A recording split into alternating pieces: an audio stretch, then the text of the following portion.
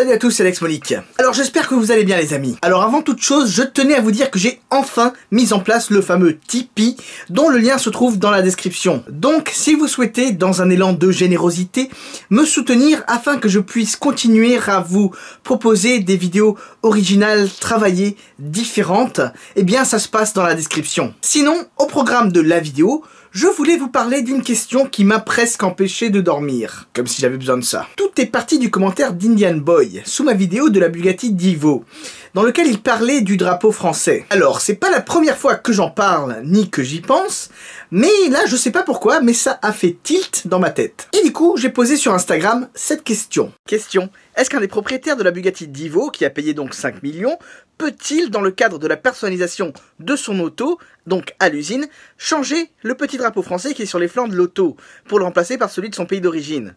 Qu'en pensez-vous? Figurez-vous que bon, ça peut paraître idiot, mais ça n'est pas aussi facile que ça en a l'air. D'autant plus que bon, personnellement, je trouve que c'est vachement intéressant comme sujet. Non, non, sérieux, vous verrez. Allez, Bugatti Divo, Bugatti Drapeau, c'est parti.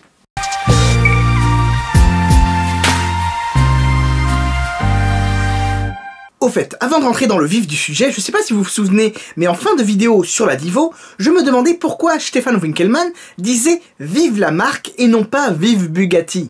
Thank you and vive la marque.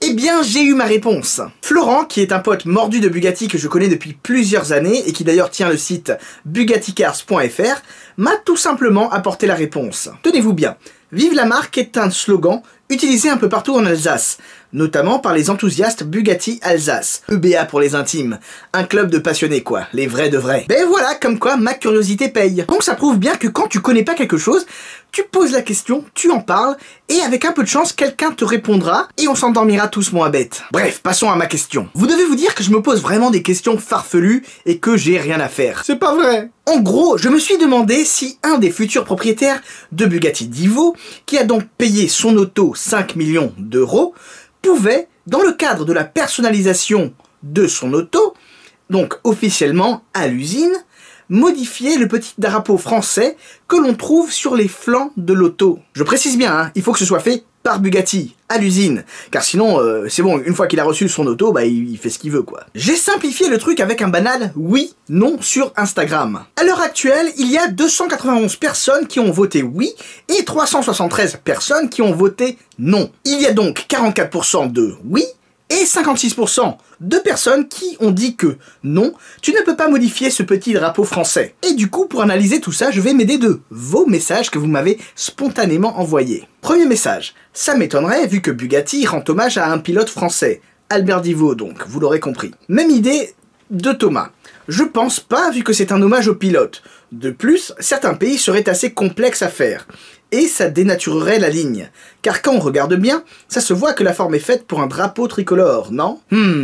Alors très franchement, je sais pas si la voiture est un hommage à Albert Divo, ou si elle porte juste son nom. Après tout, la Bugatti Veyron ou encore la Bugatti Chiron ne sont pas des hommages à ces pilotes, que je sache. Ou alors j'ai loupé un truc, genre un gros truc. Alors après, sur la suite, je suis pas du tout d'accord sur le fait que cet emplacement est fait pour un drapeau tricolore. Un drapeau, ce n'est qu'une forme rectangulaire après tout. Regarde, je vais te montrer très facilement que tu peux mettre le drapeau du Brésil, de l'Arabie Saoudite, de la Chine.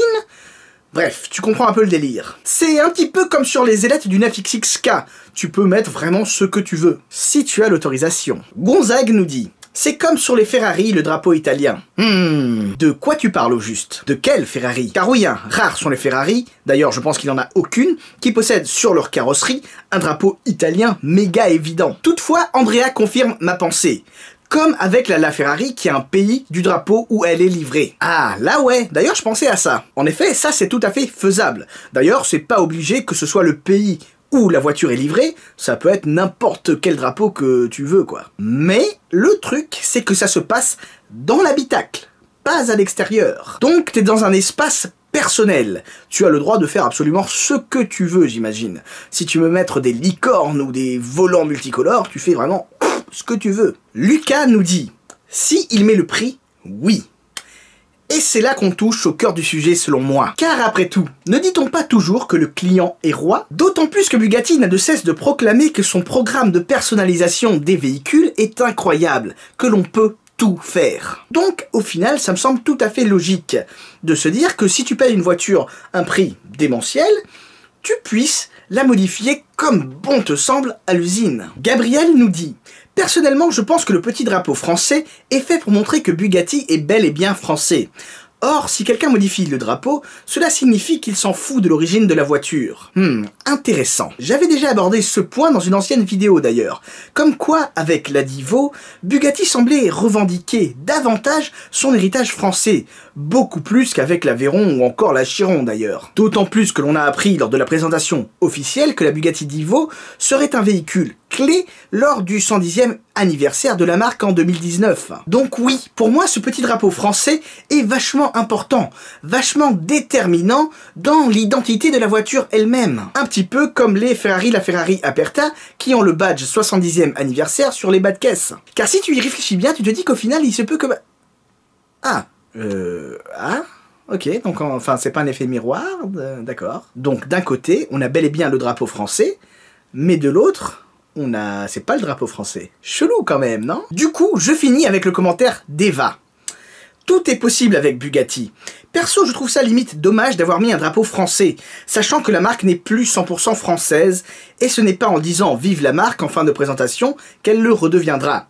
J'aurais préféré voir un drapeau français d'un côté et un drapeau allemand de l'autre. Alors, je suis d'accord sur le fait que tout est possible avec Bugatti. Déjà, ton vœu est à moitié exaucé, car on a bien d'un côté un drapeau français et de l'autre un drapeau tricolore. Pourtant j'ai vérifié, mais ce n'est pas le drapeau allemand. En revanche, 9999 ! Pour moi, le fait qu'un groupe allemand possède et contrôle une marque n'implique pas nécessairement un transfert de nationalité. Lamborghini est une marque italienne.